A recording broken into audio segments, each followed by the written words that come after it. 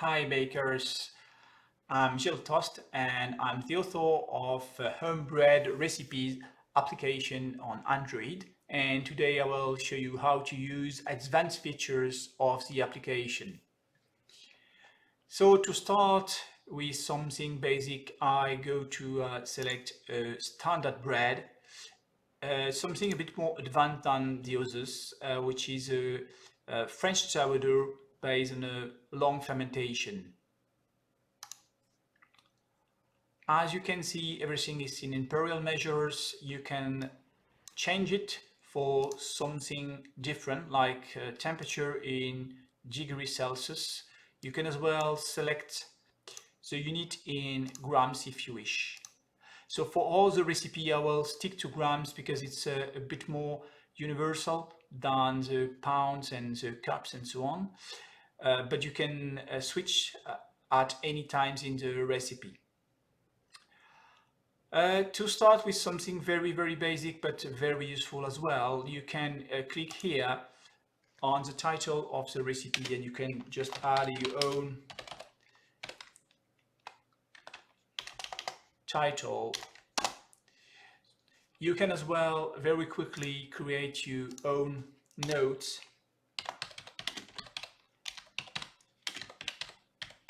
here. When you want to have access to the detail of the recipe, you can use this icon here that will copy paste the recipe, and you can then tweak it or add a comment if you wish. When you're done, you can just click here and it will remove the notes. If you want to keep the notes and at the same time work on the recipe, you can do that, and you can move it like that so that you can have both of the recipe and the notes. In case you need help on the icons, because I know that sometimes the icons are not self-explanatory, you have this integrated help, in-app help, and you have everything you need to know about the application. You have the help in English and in French. So let's get into something a bit more complicated, which is the dough temperature at the end of the kneading that you can select here. So you can see the target here, and basically you can select something like 24 degrees, which is for those working in Fahrenheit, something 75 degree Fahrenheit. Okay. Regarding the amount of flour, you can select your own amount of flour. So let's say 500 grams. You can select as well the temperature of your flour. Most of the time it's in the cellar, so it's probably a bit colder than the room. Because we are in winter, in my room it's more around 19 or let's say 20 degrees at the moment. So I select the room temperature, which is extremely important when you're gonna do the fermentation steps to master the dough temperature all along the recipe. Now we have selected the dough temperature at the end of the fermentation, which is ultra important because it will set the pace for the fermentation time. Now you can see that without a stand mixer, the water temperature is 30 degrees without any friction here. When I switch to something different, which is with a stand mixer, you can see that the water degree or the water temperature you have to put is different. Going down to 22 degrees is simply because you have the friction of the stand mixer that will reheat the dough. You can select your type of mixer. Personally, I have a KitchenAid tilt head, but you can select any of them here that are the most common. So please, for the moment, don't use base temperature. Is something for more for professionals that know their own stand mixer. So not really useful at home. You can play with it, but really, if you want something accurate, please use that. The starter can be selected as well with variety of predefined starter, but you can as well define your own ferment hydration like that. So for example, at home I have something around 80% of hydration. You can as well select the percentage of ferment. The percentage of ferment is in percent of the flour that you can see here. Okay, you have another option if you wish, which is ferment flour in percentage of total flour, which is called in the US the inoculation percent. I don't use it. I found it a bit more complicated, but you can have a go, and basically you will see most of the time it will double the fermentation hydration, the fermentation percent. So do that. You will see same person here, but it double in size.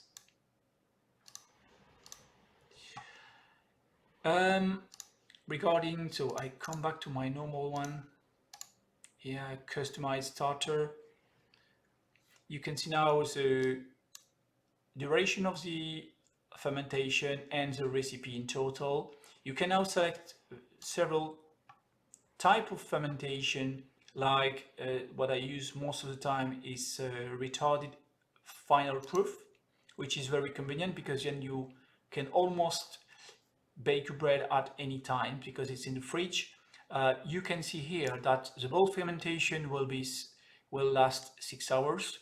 You can tweak this number, but here it's in automatic mode. So temperature most of the time is the temperature of the room, but you can tweak it if you use, for example, a special chamber to ferment your dough. So for example, on my case, I have a chamber which is around 24 degrees Celsius, and automatically you can see the time dropping down because it's going to ferment quicker at higher temperature. You have various options here. You can divide the dough if it's a batch, for example. You can use a batch here, so to do several breads. So we can try here. Let's go for 2, and everything is indicated multiplied by 2, but you have the unit weight as well. In my case, I do autolysis most of the time, 45 minutes. So let's go for that. You can as well, so you can remove the batching aspect. You don't have to divide the dough. Nonetheless, the shaping is recommended, of course, to have something a bit nicer than a raw dough at the end of the bulk fermentation. So I keep it. It doesn't change anything except the timing is set plus 2 minutes. So you can add it or you can remove it. Everything will be impacted in the method here. So you can see all the method step you need to do with, you can see for example the folding, which is an option that I will show you later. Very, very important. Then the proof reading time, which is 3 hours and 40 minutes, which is the automatic time. You can go obviously for a longer period of time. Now for my fridge it's 5 degrees, so I go for 5 degrees. You see that it's now 5 hours and 4 hours and 50. Everything changes so that it's a perfect fermentation. Baking is 45 minutes. It depends on the size of the loaf, of course, and the time is adapted automatically. So let's say you have almost 800 grams of bread at the end.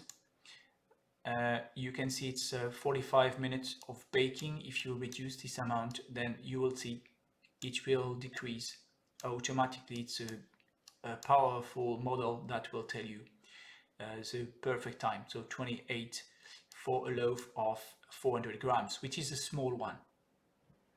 So let's go back to the 800 grams. You have everything you need to know about the temperature of the dough in dark and the temperature of the air in light blue here. When you are ready to start your bread, you can click start. It will reinitialize all the timers, and you can see as well the start time, and from then you don't have to take care of the of the timing, it will be shown here all along the recipe with a red bar. You can as well select something much more advanced, which is the start time. So for example, you're gonna start at 8 in the afternoon, so everything will be calculated for start at 6 o'clock in the afternoon. Sorry for my misreading. Now you can as well say, okay, I would like to have my loaf on the 20th, and at for example 8 o'clock in the morning for my breakfast. Then automatically, depending on the time here, it will calculate the time where you have to start baking. This one can be not so convenient, but in that case what you can do is say, okay, I don't want to have 5 hours of bulk, I just have actually 2 hours because I go to bed at 10 o'clock in the afternoon. So you can select that 2 hours, and automatically it will tell you the time you have to start the recipe. Unfortunately, in that case, it's not very convenient because it's a bit clumsy, but really here you will say, okay, let's 2 hours and 45. Then you have something which is much more workable. Not so great actually. So it's where you can see that you have to sometimes tweak a bit the recipe and the condition of your baking. Now 18 hours in the fridge here, and you have your loaf ready at 8 o'clock in the morning, but you have to start at 9 in the morning.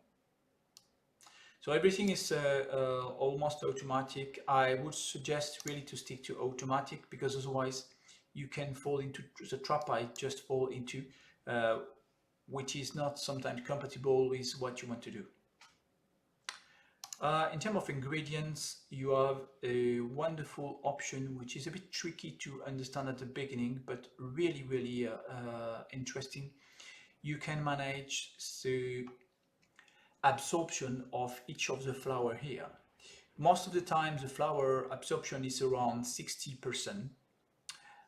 When you switch to the computation of the absorption, then you can see the water you have to add is different, because it calculates automatically depending on what you have put here. The 70% is what you want to fill in your hand, and the mathematical calculation depending on the absorption rate of each of the flour will tell you it's 72% of a water depending on the flour rate. So really you can play a bit with all these parameters. So if you want to have a flour which is very absorbent, then you can say 70, and you see that automatically the water amount will change and will obviously increase.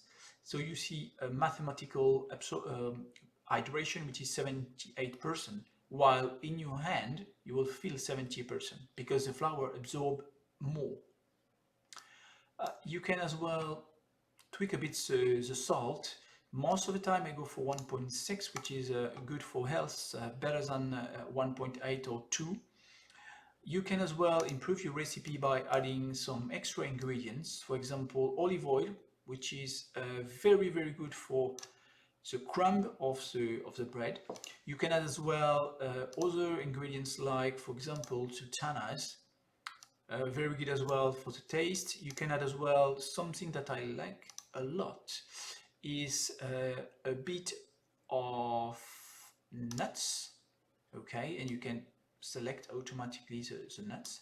If, for example, you want to add a lot of olive oil, you will see the water level here decreasing because automatically it will manage the hydration of the dough.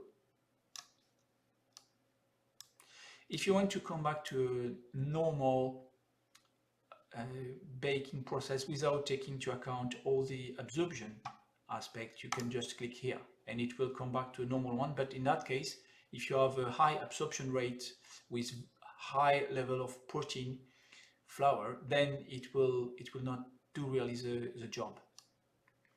As you can see, something completely wrong here. It's because I just play a bit with the application. You can change the photo of the flower that you have, and you can select basically photo directly from the camera, but as well from your phone. Very convenient. So you can see it's a French brand here. You can as well change the name. So for example, if you want to have strong brown, because it's the name of your flower, you can do that. So for this part, I think we are done. I move to the method. In the method, you have a great option, which is the explanation of the step with a YouTube selected video for you. So for example, autolysis, mixing, kneading, and you can have an example of a real video of someone doing the job. It will give you a way to do it. It's not the only way, but it's most of the time the selected videos are really done on purpose. It's in your language, so here it's in English. So you have all the steps, for example, adding extra ingredients when it's needed, the bulk fermentation, the folding process. So if you don't want folding, or what they call slap and coil, for example, you can just remove it, like doing that. Okay, no folding. Okay, and automatically the recipe will adapt, and you have no more folding here. You have the plain bulk fermentation at 26 degrees Celsius. You have some explanation for each step with warning when it's necessary.